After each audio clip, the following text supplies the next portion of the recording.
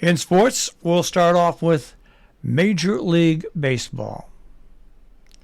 Now, in Major League Baseball, there's 3 stories, actually 4, that are going on.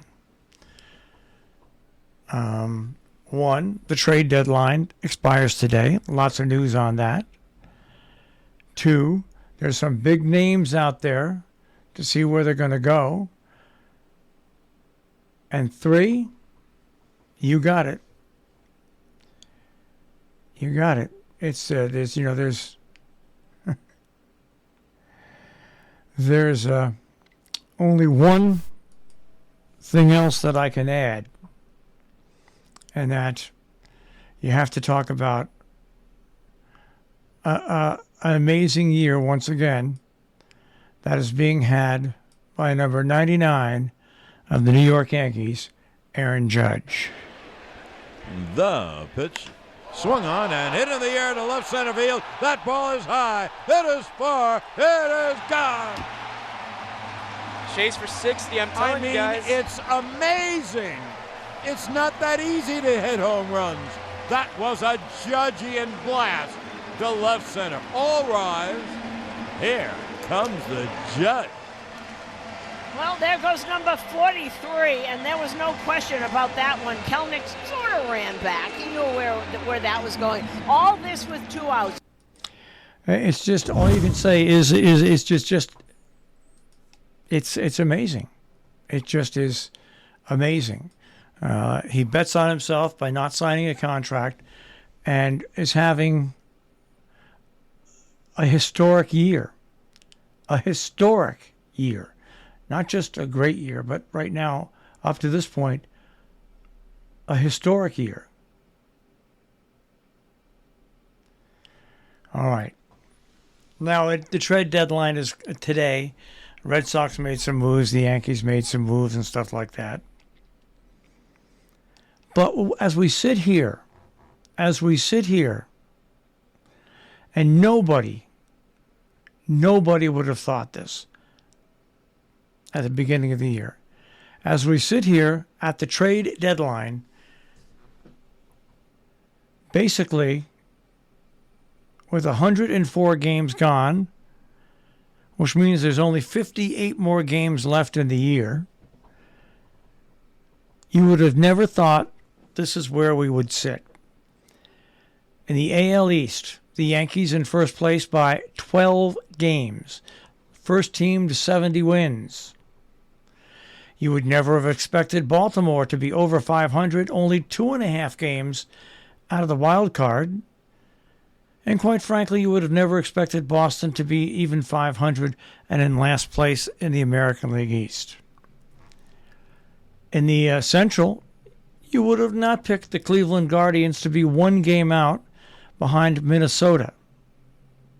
And the Chicago White Sox only 3 games out.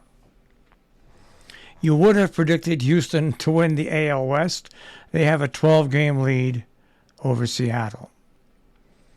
In the National League, you would not have predicted the Mets to have a 3.5-game lead over Atlanta. You would have predicted Atlanta to be in the mix for the playoffs. In the Central, you have Milwaukee with a 3-game lead over St. Louis. Out west, you would have predicted the Dodgers. They have a 12-game lead over San Diego. Those are things that you wouldn't have predicted, and you now have to predict. Not even predict. You just know that this is what's going on. So we'll take a look at all the Major League Baseball scores from yesterday. The Reds over the Marlins 3-1. The Yanks over the Mariners 7-2. The Mets over the Nationals 7-3. The Guardians over the Diamondbacks 6-5. The Twins over the Tigers 5-3. The Orioles over the Rangers 7-2. The Red Sox beat the Astros 3-2. The Royals over the White Sox 2-1. Padres 4, Rockies 1, and the Dodgers over the Giants 8-2. So that is the Major League Baseball. So now, in NFL action, Deshaun Watson will be suspended, as it appears, for 6 games at the start of the season. And women's groups are slamming the decision as unacceptable, insulting, and dangerous. So there you go.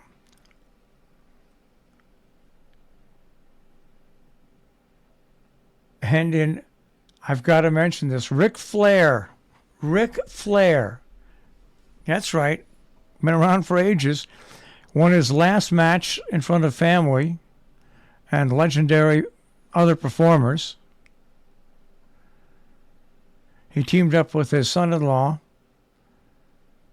to take on Jay Lethal and Jeff Jarrett in Nashville.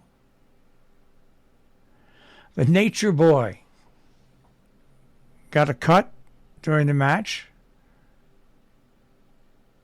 but he ended up winning. So there you go. Ric Flair. He last performed in the ring at 2011.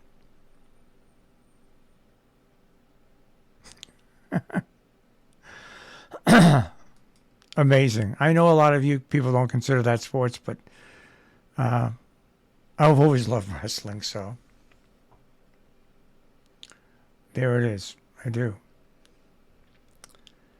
Anything else that's interesting in sports? Don't really see anything except for once again maybe live golf. You know, more heartache on the tour. Greg Norman dismisses criticism about golf. He sat down and spoke with Tucker Carlson. We'll leave that story there. So let's check on sports here on the Breakfast Club on Robin Hood Radio.